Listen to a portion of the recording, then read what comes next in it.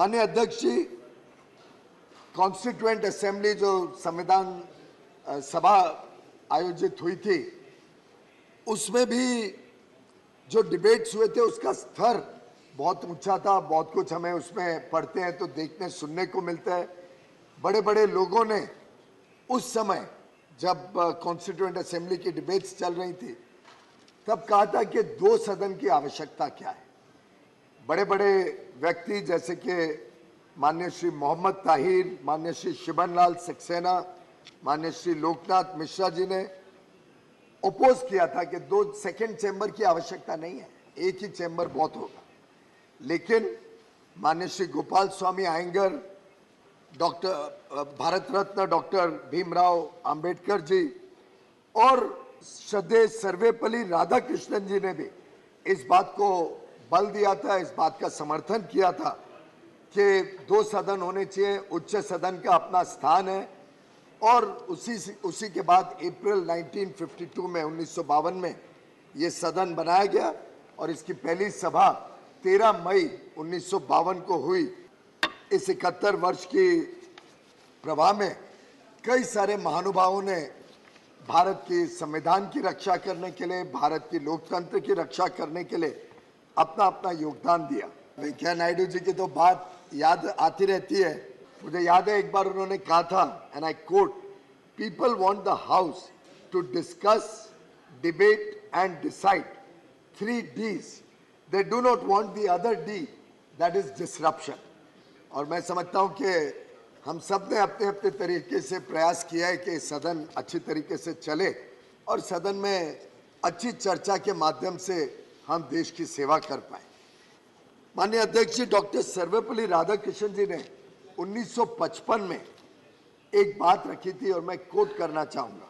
ये 1955 की बात है, यानी वी आर लगभग 68 साल पहले की बात आज भी इस सदन में गूंजे तो कितनी रेलेवेंट होगी।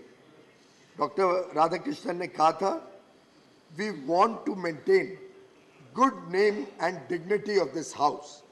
I do not want it to be said that sometimes these discussions suggest that we are not behaving like serious, responsible MPs, but rather like irresponsible professional agitators. अगर मेमोरी में जाए तो अटल जी की जो कविता सुनाने की आदत थी, कई बार वो कविता में चल पड़ते थे। माननीय अरुण जेटली जी जो लीडर ऑफ द हाउस भी रह चुके हैं, उसके पहले लीडर ऑफ द ऑपोजिशन भी रह चुके हैं, उनका कटाक्ष बड़ा शार्प होता था और अपने तरीके से बहुत विटिली, बहुत अच्छी तरीके से वो विषय को रखते थे। जैसे उन्होंने कहा था, this is the new normal. इस प्रकार के अलग अलग उनके भी हमारे पास बहुत सुंदर यादें हैं। माननीय वेंकैया नायडू जी के तेलुगु में प्रोवर्ब्स देने की आदत थी, बीच बीच में वो याद करते थे। माननीय गुलाम नबी आज़ाद जी शेर व शायरी में काफ़ी माहिर थे, निकल पड़ते थे। कई बार माननीय खड़गे जी भी आजकल शेर व शायरी बहुत करने लग गए हैं। एक बार एक कैश फॉर वोट्स का स्कैंडल हुआ था, उसके ऊपर बड़ा गंभीर चर्चा भी चल रही थी। तो माननीय मनमोहन सिंह जी ने उर्दू के शायर मिर्ज़ा गालिब जी को कोट किया था, हमको है उनसे वफा की उम्मीद जो नहीं जानते वफा क्या है। और उसी समय तुरंत माननीय सुषमा स्वराज जी जो उस तरफ बैठी थी, उन्होंने जवाब में कहा, कुछ तो मजबूरियां रही होंगी, यूं ही कोई बेवफा नहीं होता। ये जो भावना थी दोनों तरफ, ये वास्तव में इस सदन की गरिमा बढ़ाती थी और ये है जो छाप, मैं समझता हूँ जो यादें हम यहाँ से लेके जब नए सदन के नए प्रांगण में जाएंगे, नए वास्तु में जाएंगे, तब ये यादें लेके मैं समझता हूँ हम सभी प्रयास करेंगे कि और अच्छी तरीके से हम आगे अपना अपना काम कर सकें। अटल जी ने एक बार मई 1996 में अपने भाषण में, एक बहुत ही ऐतिहासिक भाषण में कहा था, सत्ता का तो खेल चलेगा, सरकारें आएंगी जाएंगी, पार्टियां बनेंगी बिगड़ेंगी, मगर ये देश रहना चाहिए, इस देश का लोकतंत्र अमर रहना चाहिए। और मैं समझता हूं कि हम सब ने कभी ना कभी रिकंसाइल करना पड़ेगा कि परिस्थितियां बदली है और हम कोई भी एंटाइटल नहीं।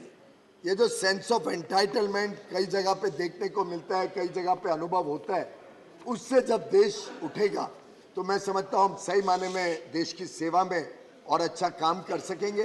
डॉक्टर बाबा साहेब अम्बेडकर जी का जो एक संविधान सभा कॉन्स्टिट्यूएंट असेंबली में भाषण था, जिसमें उन्होंने कहा था, and I quote, where constitutional methods are open there can be no justification for unconstitutional methods.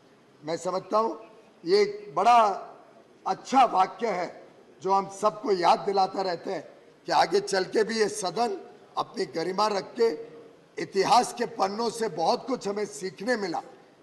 हमारे सबके अपने अपने अनुभव रहे, अच्छे अच्छे विचार आते हैं जब हम पुराने दिन इस सुंदर सदन में याद करते हैं।